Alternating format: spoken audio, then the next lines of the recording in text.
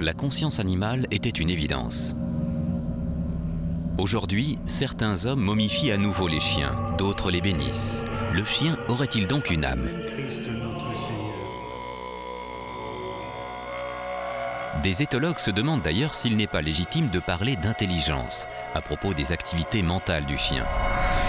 Pour la première fois, grâce aux dernières technologies de scanner et d'IRM, nous allons pénétrer leur cerveau. Pourtant, au XVIe siècle, Descartes affirmait « Le chien est dépourvu de conscience. Si vous lui marchez sur la patte, ça déclenche un réflexe, une sorte de rouage mécanique qui entraîne l'aboiement. » Au XXe siècle, le physiologiste Pavlov met en évidence chez le chien la production de réflexes comportementaux. Ce processus serait à la base des mécanismes de dressage. On décide alors d'associer le chien à toutes sortes d'expériences au bénéfice de l'homme. Certaines furent des plus folles. On initia notamment les chiens au parachutisme, au patin à roulettes et au plongeon. Plus sérieusement aujourd'hui, l'université Eötvös de Budapest confronte par des séries de tests de jeunes chiens, de jeunes loups et des enfants. Ce louveteau a été élevé dès son 3e jour dans un environnement humain.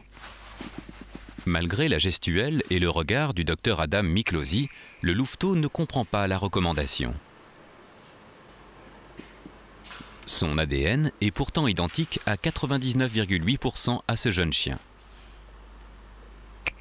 Le chien descend du loup, mais lui comprend et interprète aisément les signes. Sa compréhension gestuelle est même identique à celle d'un jeune enfant de 2 ans. Le chien communique comme le jeune enfant par le regard. Toute la différence avec le loup, c'est que l'environnement naturel du chien est la société humaine. Les chiens et les hommes ont évolué ensemble. Ils partagent certains schémas de pensée qui leur donnent une complicité et la faculté de se comprendre.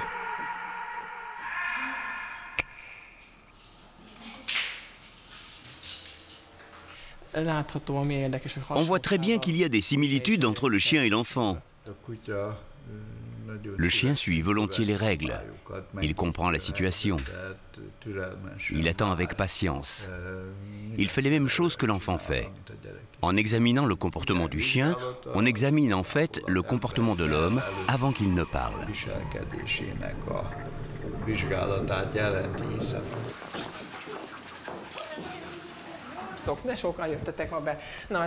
Une autre expérience permet de démontrer que l'intelligence du chien n'est pas fondée sur le seul conditionnement, car le chien est capable d'adaptation et de déduction en croisant plusieurs types d'informations.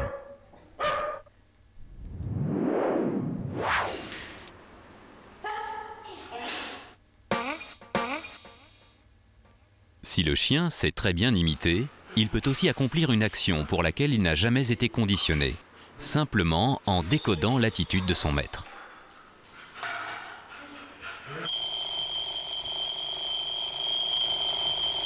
Au Japon, les chiens sont les oreilles des sourds-muets. Mais pour se faire aider par leurs chiens, les sourds-muets doivent apprendre à s'exprimer avec leur visage et leurs mains. La parole est née du geste, et les chiens savent parfaitement décoder notre gestualité et nos expressions faciales.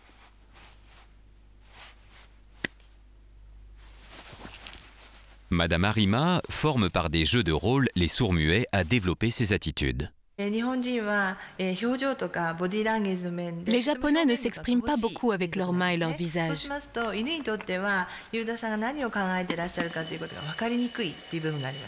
Les chiens n'arrivent donc pas à comprendre ce que veulent leurs maîtres. Ma méthode est de faire porter aux propriétaires des masques de chiens pour qu'ils se sentent chiens, qu'ils fassent de grands gestes explicites et oublient leur inhibition et leur timidité.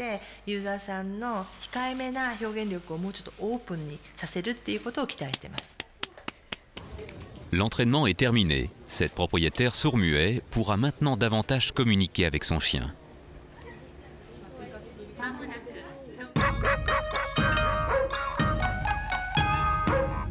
Madame Arima fait de nombreuses conférences pour apprendre aux sourds-muets à parler chien.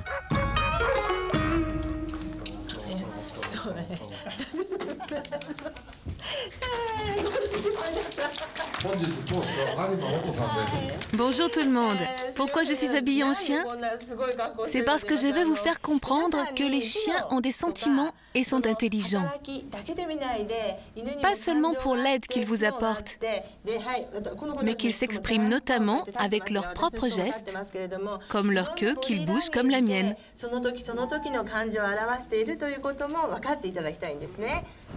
Cette queue n'exprime pas forcément un état de joie, mais veut dire « Regardez-moi, je suis là » ou « J'ai peur » quand elle est entre les jambes.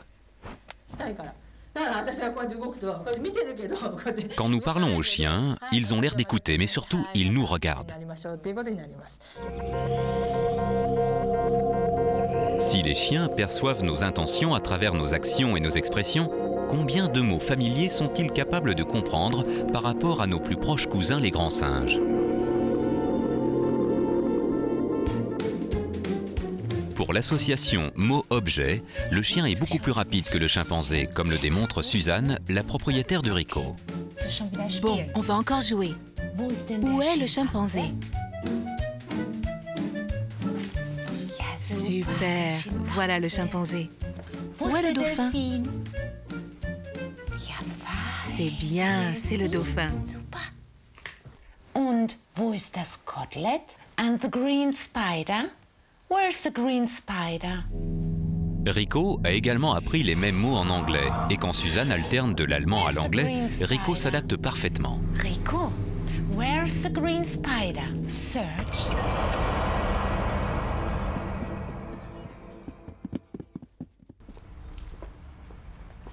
Le docteur Julian Kaminski, de l'Institut Max Planck, a pour mission d'auditionner Rico, le chien savant. Ah, bonjour, vous êtes le docteur Kaminski. Je vais vous montrer comment je répartis les jouets. Je commence par en poser un quelque part, et après je les dispose en cercle.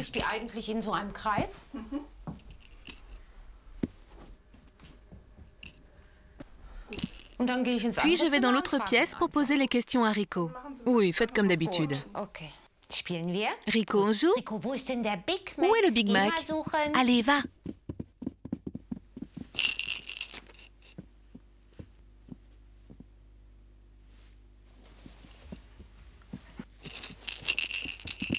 Rico et l'araignée verte. Et la côtelette. Où est le paquet? Rico, où est le vampire? Où est le vampire, Rico? Rico comprendra-t-il l'ordre du docteur Kaminski?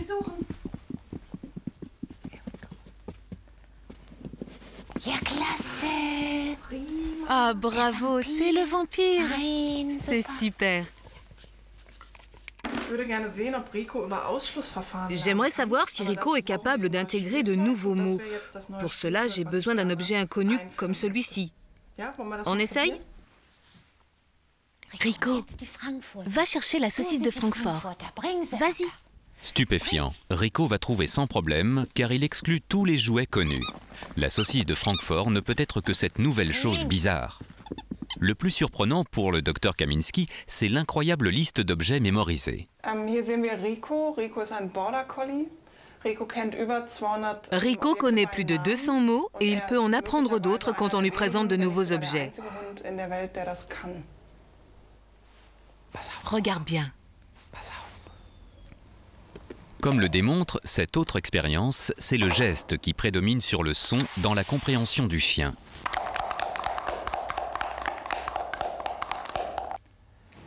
Va chercher.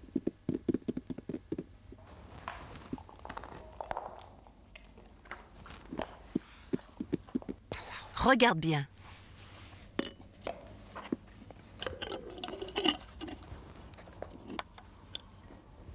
La scientifique recommence l'opération, mais elle secoue cette fois le gobelet vide.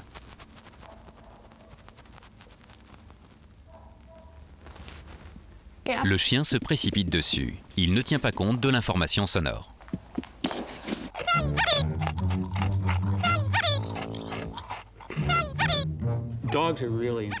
Les chiens sont réellement intelligents. L'un des meilleurs exemples de leur intelligence est le jeu. Nous avons ici 2 chiens qui jouent, ils se mordent l'un l'autre, mais en fait, ils ne se battent pas entre eux. Et ils s'envoient en permanence des signaux pour signifier que c'est un jeu et non une agression. Ils se mordent vraiment doucement. Ils échangent probablement l'information avec leurs yeux. Ils ne dégagent certainement aucune odeur d'agressivité ou de menace. Et jamais ils ne se mordent vraiment.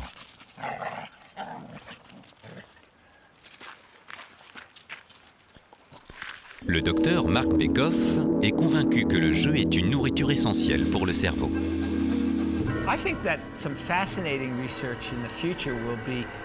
Je pense que des recherches fascinantes seront faites à l'avenir en IRM sur le cerveau des animaux. On en a besoin pour comprendre quelles zones du cerveau sont actives quand le chien joue. Et je pense que nous pourrions apprendre si ce sont les mêmes chez le chien et l'homme quand on joue. Ces premières images médicales ont prouvé que plus les chiens jouent, plus leur cerveau grossit.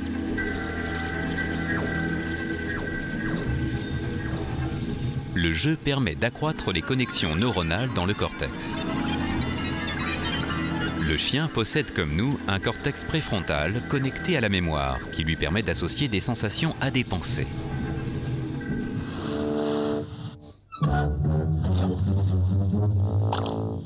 Le cerveau d'un gros chien n'est pas plus gros qu'un citron. Pourtant, il comprend 90% de notre comportement gestuel.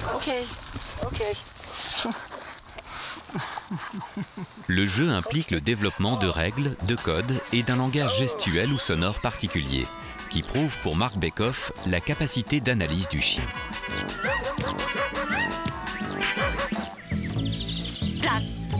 Debout. Assis. Place.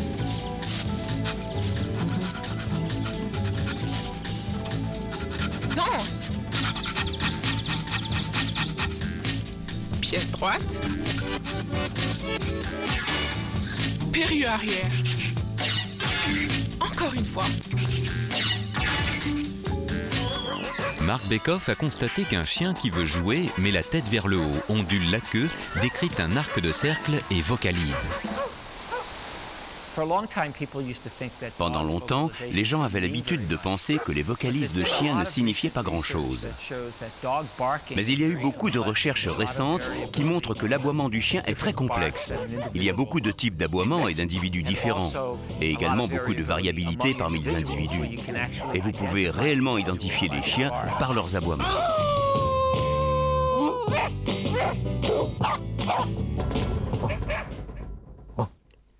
Le docteur Suzuki parle chien. Plus exactement, ce chercheur directeur du prestigieux JAL, laboratoire d'acoustique japonais, a mis au point un traducteur d'aboiement.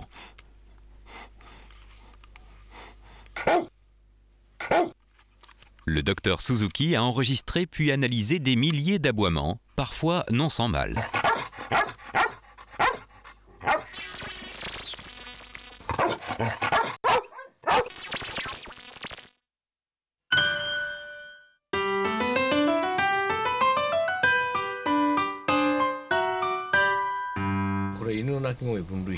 C'est le classement des aboiements.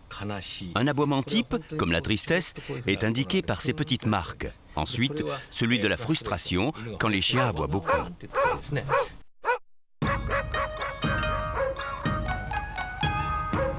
Gitchell Kennedy est le directeur marketing de la société japonaise qui commercialise le traducteur d'aboiement.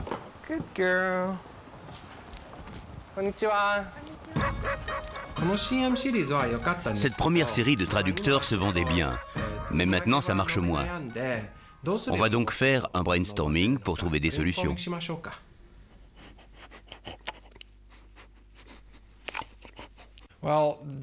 Les Japonais étaient stupéfaits que la police de Corée du Sud ait utilisé le traducteur Bolingo pour résoudre une affaire. Un voyou a fait une douzaine de victimes en brûlant un bâtiment, et le seul témoin était un chien. La police a donc essayé d'obtenir des informations en utilisant notre traducteur. Heureusement, ce traducteur n'est pas encore reconnu comme un moyen infaillible.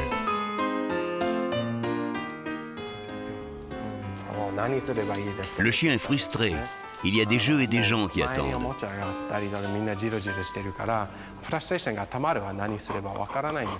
Le chien ne sait pas ce qu'il doit faire. Il est frustré car il veut jouer. Chez le chien, l'aboiement est un moyen de communication entre lui, sa meute humaine et ses congénères.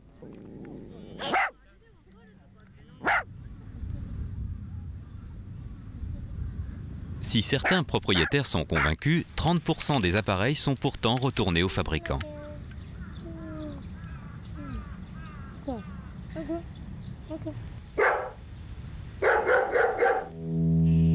Beaucoup de personnes disent qu'il manque au chien que la parole et qu'il serait doté d'un sixième sens. Les animaux vivent dans un monde sensoriel. Le chien est ainsi capable de distinguer deux notes séparées seulement par 1/8 de ton. Ainsi, il peut reconnaître sans la voir la voiture de son maître. Une partie importante du cerveau du chien est consacrée à l'analyse de ses supersens.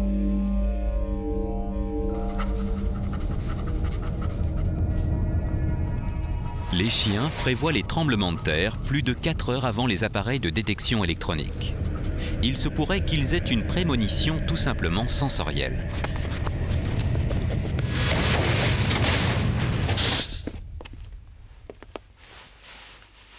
Le professeur Mitsuaki Ota de l'université Asabu au Japon essaie de comprendre scientifiquement ce que beaucoup de Japonais qualifient de sixième sens.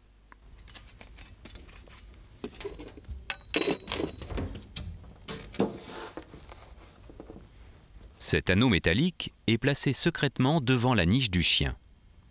Le principe est de générer via cet anneau un champ magnétique tel qu'il se produit quelques heures avant un tremblement de terre.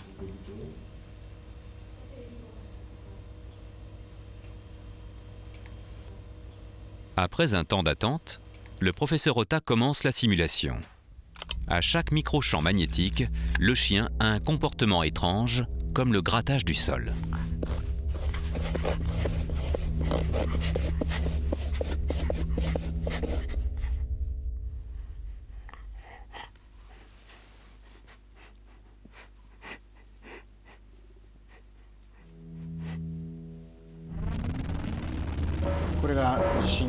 C'est le comportement typique qu'avant le tremblement de terre. Le chien creuse avec ses pattes avant et il creuse un gros trou s'il y a de la terre.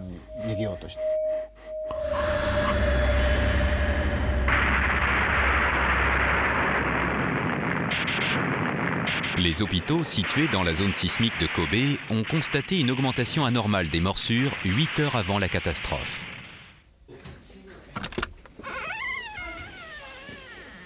Le professeur Ota est convaincu que les chiens qui ressentent le mieux les tremblements de terre ont des gènes spécifiques.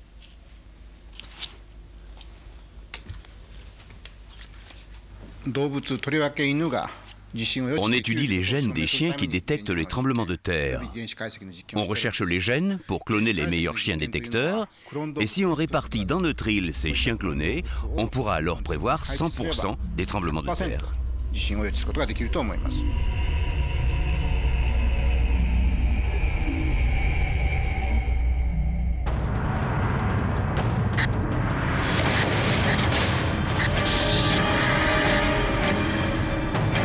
Les autorités de la ville chinoise de Haicheng en 1975 ont été alarmées suite au comportement étrange des chiens. 90 000 personnes furent alors évacuées. Le tremblement de terre d'une amplitude de 7,3 sur l'échelle de Richter provoqua la destruction de 90% des bâtiments de la ville. On cherche quelqu'un qui a un chien capable de détecter les tremblements de terre. Les équipes du professeur Ota militent pour que toute attitude étrange d'un chien soit systématiquement envoyée par téléphone mobile à l'université. On cherche des comportements anormaux de chiens. Depuis hier soir, mon chien est bizarre. Avec son centre d'enregistrement et d'analyse, le professeur Ota préfigure la future utilisation des chiens sentinelles. Depuis midi et toutes les demi-heures, mon chien a ce comportement. Il marche sans but, il n'est pas calme.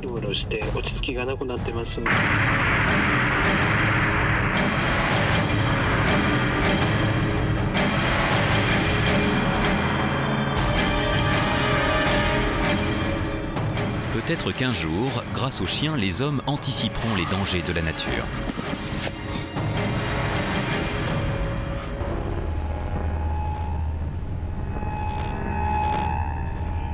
Chez les Romains, le chien accompagnait le dieu de la médecine.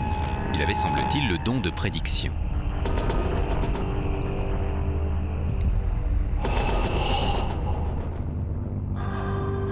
Faut-il se fier à ce don ou à leur flair? Il existe désormais des toutous renifleurs de cancer efficaces, bien avant les méthodes modernes de diagnostic.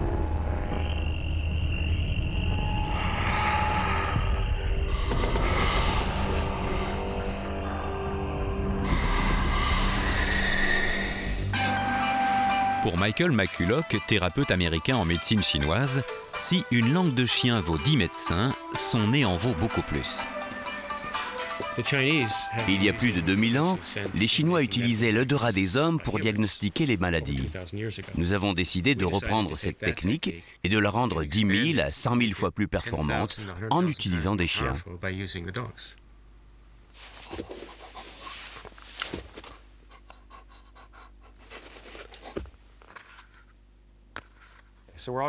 Bon, on va voir ensemble comment prélever un échantillon de votre souffle. Vous le tenez bien dans la bouche et vous expirez longuement. Ok, on continue, on continue, on continue. Encore une. 3 fois, c'est bon?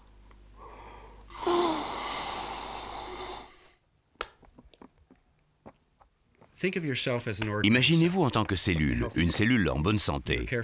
Vous faites attention à vos déchets et vous les éliminez. Puis soudain, votre voisine décide de devenir une cellule cancéreuse et commence à jeter ses déchets de partout.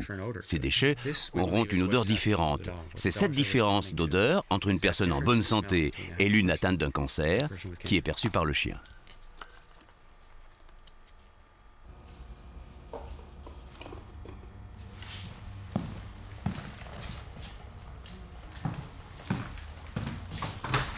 Ok, c'est prêt. Les prélèvements d'haleine humaine sont placés dans des boîtes parfaitement identiques. Dès que le chien identifie une odeur cancéreuse, il s'assoit devant en attendant sa récompense. Le chien peut renifler des odeurs que les instruments scientifiques les plus sensibles ne peuvent percevoir. Ces images réalisées au scanner permettent de pénétrer dans son nez. Il contient pas moins de 220 millions de récepteurs d'odeur, alors que l'homme en a à peine 5 millions. Dans nos recherches, soit plus de 12 000 tests d'odeur, nous avons confirmé que les chiens étaient d'une précision de 92 à 99% dans la détection des cancers du poumon, du sein et du pancréas. Bon travail, c'est bien. C'est un bon chien, un chien intelligent. Cette méthode, encore expérimentale aux États-Unis, permet pourtant de diagnostiquer certains cancers bien avant les dépistages chimiques ou radiographiques. Nous avons trouvé que les chiens étaient plus sensibles que les rayons X pour détecter les cancers du poumon. Beaucoup de cas avancés ont été oubliés aux rayons X. Le chien, quel que soit le stade du cancer, les détecte avec la même efficacité.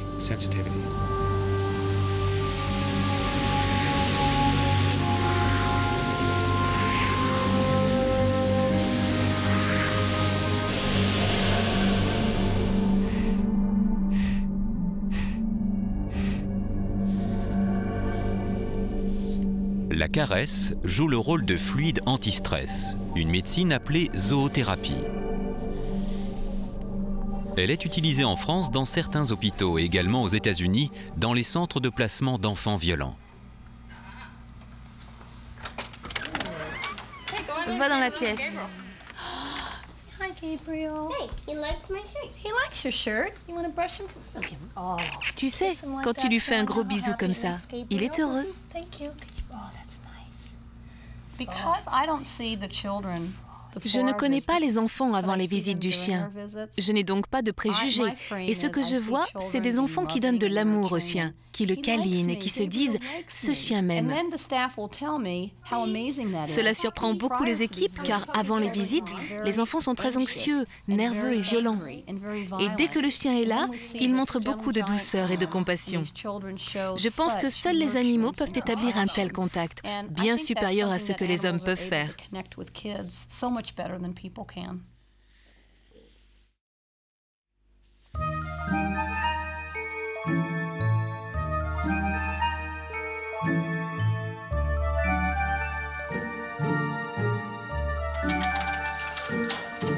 Aujourd'hui, Pam Geber a environ 120 chiens qui visitent les enfants.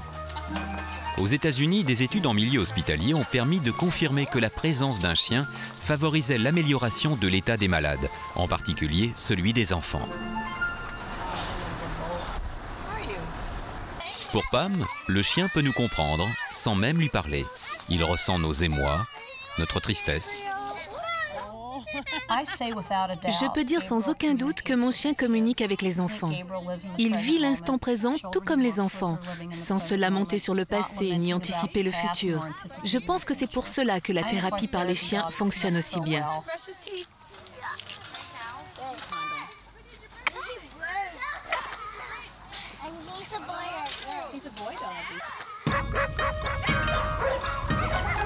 Au Japon, la zoothérapie a même ses parcs. On y loue des chiens à l'heure ou à la journée pour le bienfait de leur contact.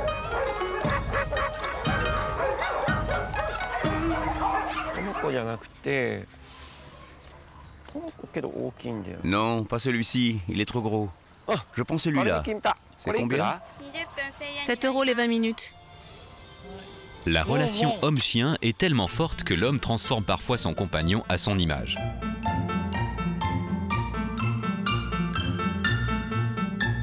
Nico Yakiyo est styliste pour chiens.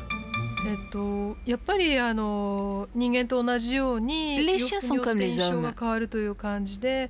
Si on les habille en costume, ça leur donne un air classique. Et si on les habille décontractés, ils ont l'air cool.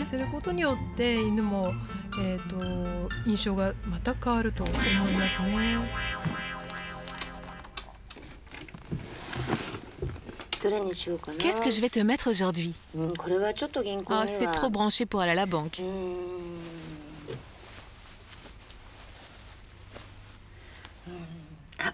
On va mettre ça. Merumo, viens vite. Merumo possède sa propre chambre, ses propres meubles et des vêtements faits sur mesure pour être à l'aise sur ses 4 pattes. Ma chienne a 200 vêtements de haute couture. Ça ne me gêne pas de dépenser beaucoup d'argent pour elle. On lui donne que de la cuisine haut de gamme et elle a même son propre compte bancaire. Le cas de Merumo n'est pas isolé à Tokyo. Des centaines de chiens ont des comptes en banque. Mais d'une certaine façon, Merumo gagne ses croquettes. Elle est inscrite comme top modèle.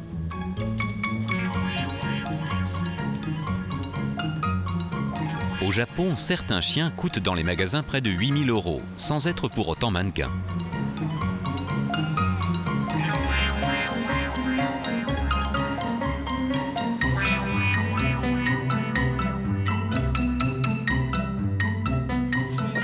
Voilà son travail, c'est un bon mannequin. On espère que tu vas avoir plein de contrats. Du collier bijoux à la croquette siglée, une vraie vie de chien de luxe. Aux États-Unis, en Europe et au Japon, le marketing canin doit désormais satisfaire les plus exigeants.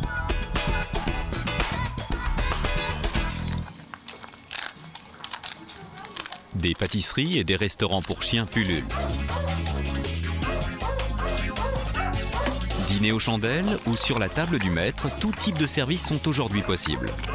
La toute dernière mode est même l'anniversaire canin.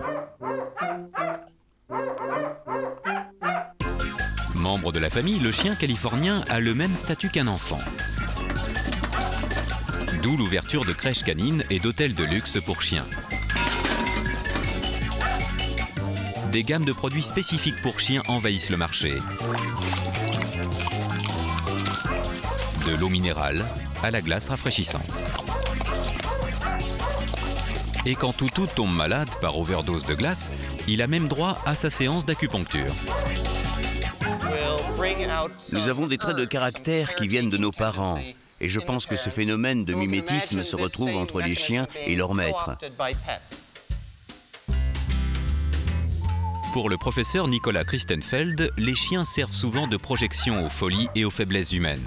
Le marketing canin y trouve là toutes ses ressources.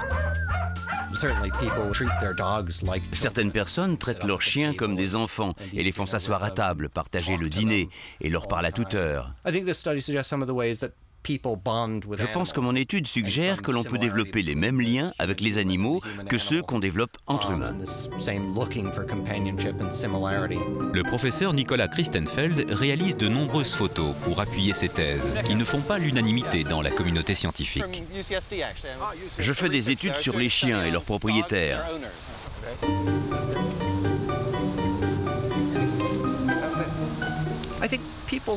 Je pense que les gens choisissent un chien pour les mêmes raisons qu'ils choisissent et recherchent un conjoint qui leur ressemble. Les gens tendent à épouser des conjoints qui sont très semblables. Les personnes grandes épousent des grands, les beaux épousent les beaux, et les dodus épousent les dodus, et ainsi de suite. Et je pense qu'il y a un certain confort et une sécurité qui provient d'être avec quelqu'un de semblable. Nous avons tendance à prendre soin de ceux qui nous ressemblent.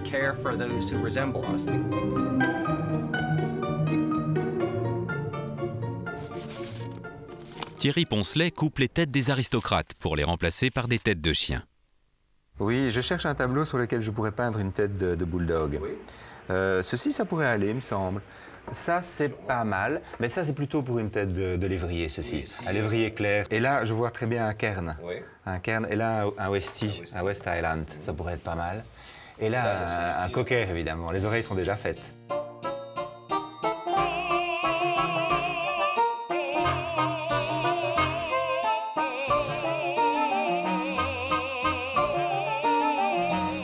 J'essaye de faire passer au travers des chiens une psychologie humaine, qu'elle soit la prétention, qu'elle soit la contrition, la méchanceté, qu'elle soit la bonhomie, enfin toutes sortes de choses. Parce que quand on observe un chien, souvent on se dit tiens, il a l'air fâché, il a l'air ceci, ou il a l'air cela, et le chien ne l'est pas du tout. C'est nous qui projetons des sentiments que nous avons envie qu'il éprouve, simplement parce que le chien a certaines mimiques qu'on transpose dans les mimiques humaines et qui nous font penser qu'il pense ceci ou cela. Et le chien est tout à fait indépendant de tout ça.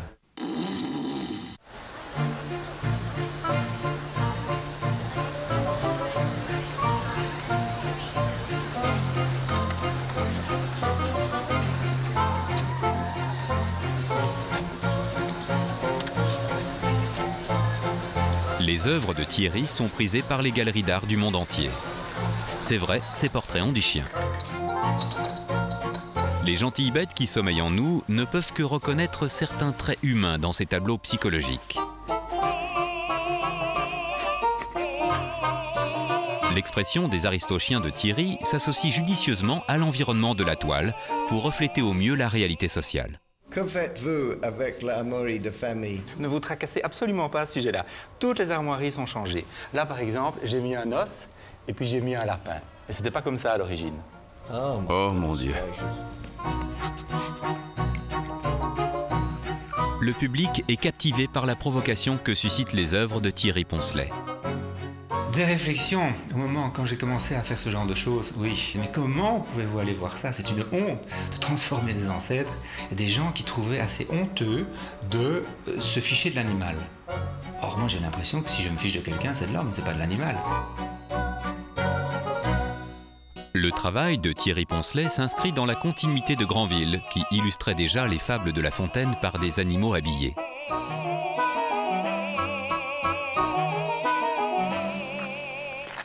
Rendez-vous aujourd'hui chez le comte de Chimay pour livrer un ancêtre. Thierry, et voilà. Très bien, je vous remercie. L'oncle des petits. Voilà. Très impatient. J'étais impatient. Eh bien voilà. Mais je trouve qu'il s'harmonise vraiment très bien avec les autres ancêtres. Puis il a un côté très officiel. Il est conscient de son niveau social. Oh, ça c'est merveilleux. Vous ne pouvez pas me rafraîchir un petit peu tout ça? Là, vous me tentez. C'est une ancêtre, c'est une fille naturelle de Napoléon. Qu'est-ce qu'on pourrait lui faire? Elle a une très belle coiffure qui me font penser que je pourrais remplacer sa tête par une tête de cocker ou une tête de... Le King Charles.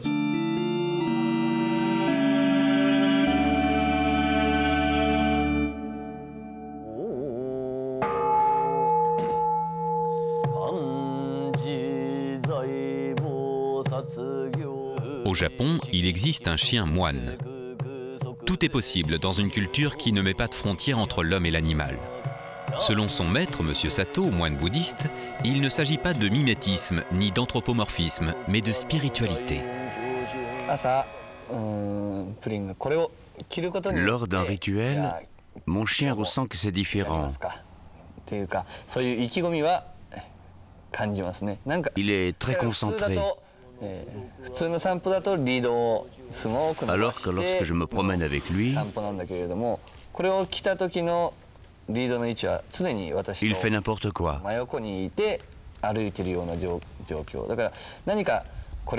Mais dès qu'on est au temple, il est imprégné par la dimension spirituelle.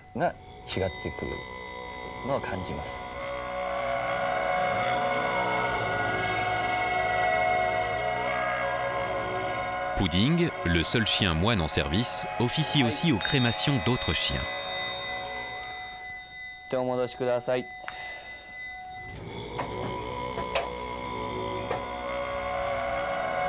Au temple de Yamanashi, tout est sous le signe du chien.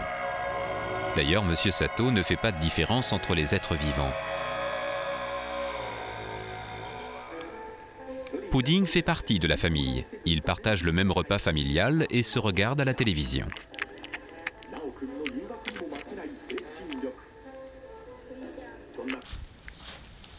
Cinq fois par jour, Pudding participe aux prières. Dans notre ville, Pudding est plus connu et populaire que moi. Les gens l'aiment beaucoup et souhaitent sa présence lors des crémations. Ça les aide dans leur deuil. D'ailleurs, les gens me remercient davantage si Pudding est là. Sur ce point, il me dépasse.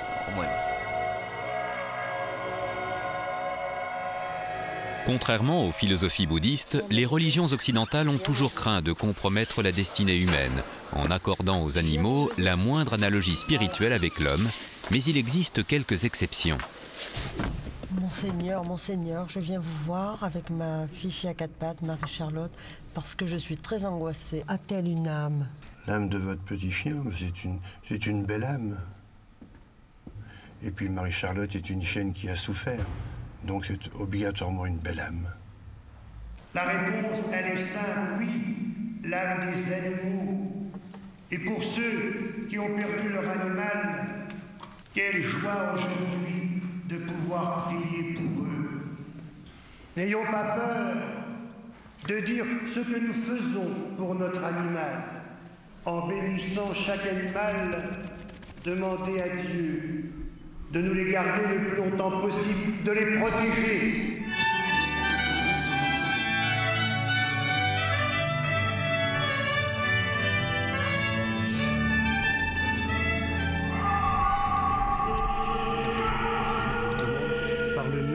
Monseigneur organise depuis de nombreuses années des bénédictions de chiens.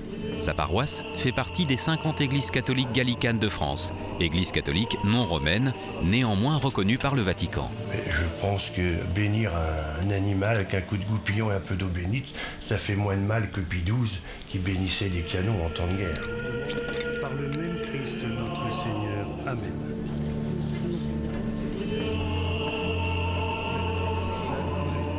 Nous passons sur chaque animal à poser les mains et bénir l'animal. Et on s'aperçoit que dans notre église, on est obligé de le faire 2 fois par an, parce qu'il y a de plus en plus de monde, et que les gens sont très recueillis. Bien souvent, on nous dit « mon chien va faire un bazar pas possible ». Non, tout est calme, donc il se passe quelque chose.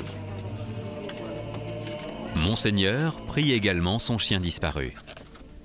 Je pense qu'elle doit vous manquer énormément, comme à chaque fois que l'on perd un animal, un compagnon, un ami, un confident. Ah mais je l'oublie pas, puis j'espère que quand je vais mourir, que je vais le retrouver là-haut. Absolument. J'y crois, j'espère. Moi aussi, j'y crois. J'ai vu des chiens s'épuiser sur des pierres, venir s'éteindre au pied d'un marbre blanc. animaux, amis, animaux de la terre. Alors actuellement, quelques paroisses se décident à faire la même chose que nous. Alors là, c'est pas loufoque, c'est assez curieux. Les Anglais et les Américains téléphonent, demanderaient ce qu'on pourrait faire un mariage de chiens, etc. Pas que ça tombe dans le ridicule. Certaines églises protestantes organisent également des messes pour rendre grâce aux nombreux services rendus par les chiens.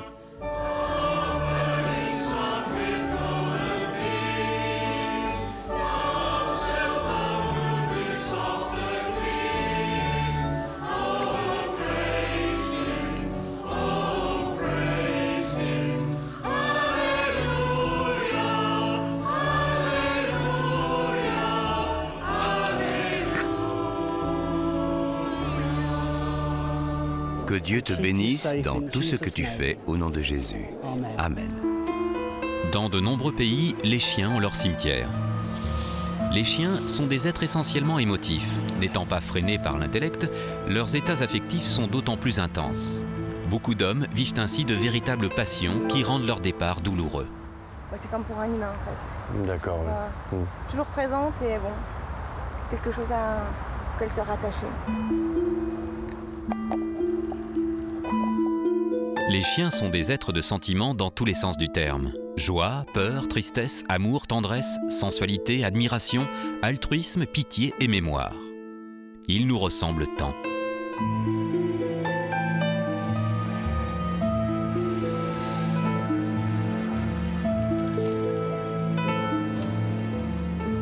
Seigneur, bénissez l'âme de Rusty et Iroy que vous avez rappelée vers vous.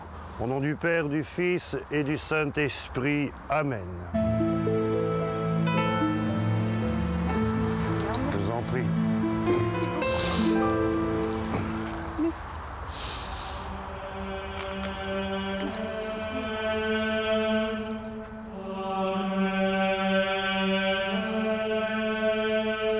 L'âme des chiens peut reposer en paix. Au Japon, il est de tradition de laisser sur les tombes des âmes à quatre pattes des offrandes comme des boîtes à croquettes, des os ou des pièces de monnaie. La taille des cimetières est variable de quelques dizaines de chiens à plus de 50 000 âmes.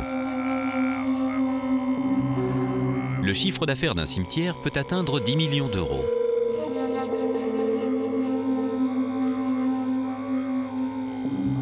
Certains cimetières, comme celui de Takarazuka, est même coté en bourse et fait près de 90% de profit.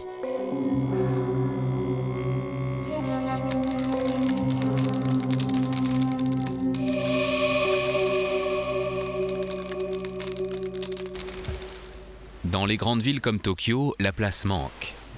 Il est préférable d'avoir recours à l'incinération et recréer avec quelques objets une ambiance familiale.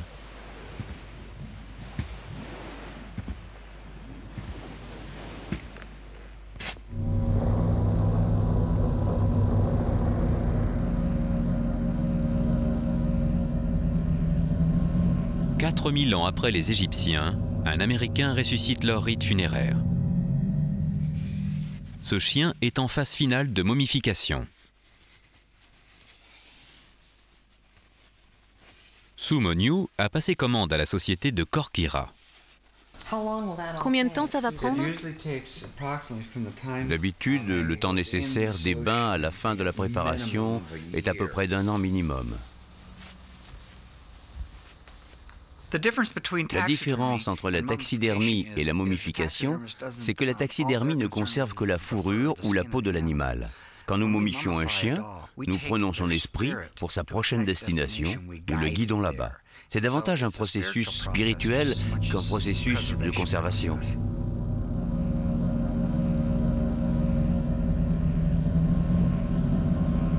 C'est dans ce sarcophage de plus d'1 mètre que repose désormais l'âme de Maggie.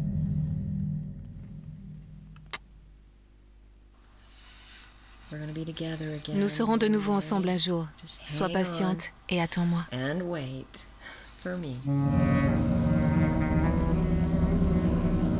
Les Égyptiens momifiaient volontiers leurs compagnons pour qu'ils les guident dans leur 2e voyage.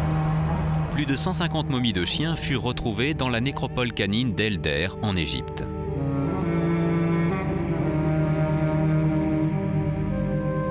Comme certains sarcophages égyptiens, ceux de Corky sont recouverts de feuilles d'or fin. Un sarcophage terminé pèse plus de 250 kg et le coût de l'opération dépasse les 25 000 $. Plus de 200 chiens ont déjà été momifiés et près de 2000 sont en attente.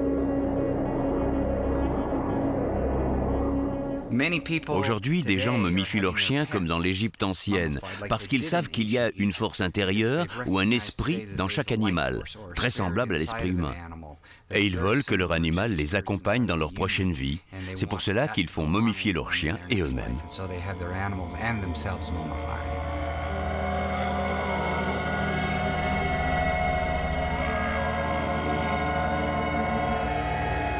Au Japon, sous la forme des robots, les chiens sont devenus immortels. Après la perte de leur chien, monsieur et madame Yui ont acquis un couple d'Aibo, Roméo et Juliette.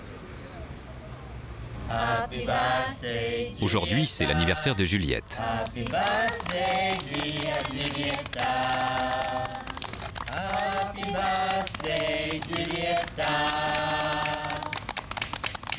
Pour l'occasion, Takao Yamaguchi, chef de recherche sur le chien robot, leur fait l'honneur de leur présenter Koji Kageyama, le père créateur d'Aibo. Tu vas bien ?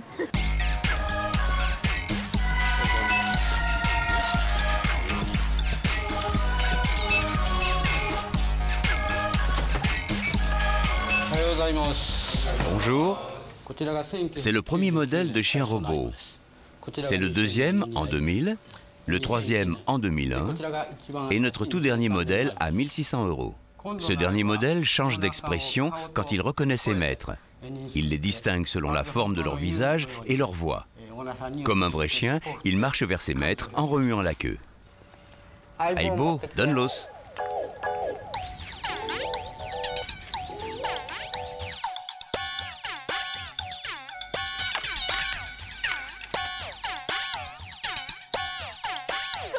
Ah, dommage, t'as raté. Il est où le ballon? Passe, passe, passe. Là derrière, là derrière. Ah, c'est pas le moment de danser. But, but, but. Roméo et Juliette sont, paraît-il, passionnés par les retransmissions télévisées des tournois de foot des chiens robots. On va peut-être te mettre celui-là. Oh, c'est trop mignon. On change tes vêtements, Juliette?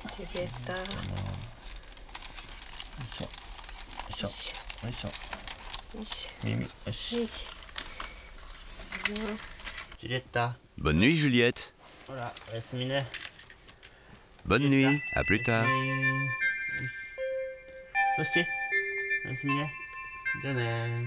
Une fois par an est organisé le concours canin des chiens robots. C'est l'occasion de montrer leur attitude au dressage sous l'œil réjoui des maîtres.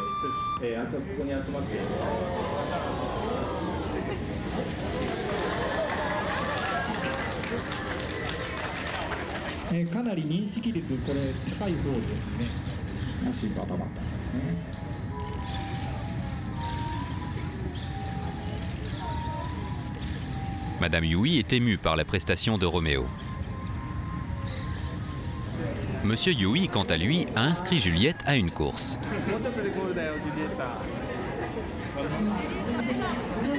Vas-y, vas-y, Juliette.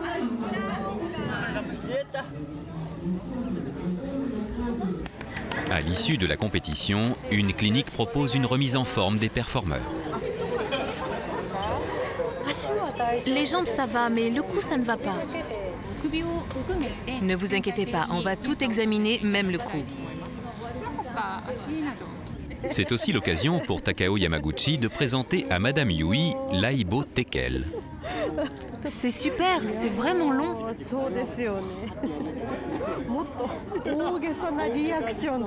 Pour Takao Yamaguchi, les chiens robots ont un brillant avenir. Dans le futur, ce sera difficile pour Aibo de dépasser physiquement les vrais chiens. Par contre, au niveau de la relation affective homme-chien, Aibo pourra aller beaucoup plus loin.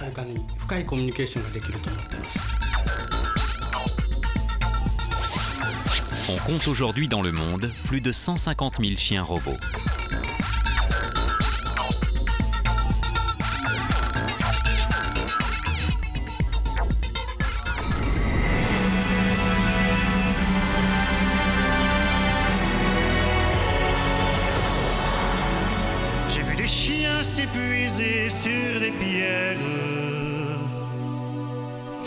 venir s'éteindre au pied d'un marbre blanc.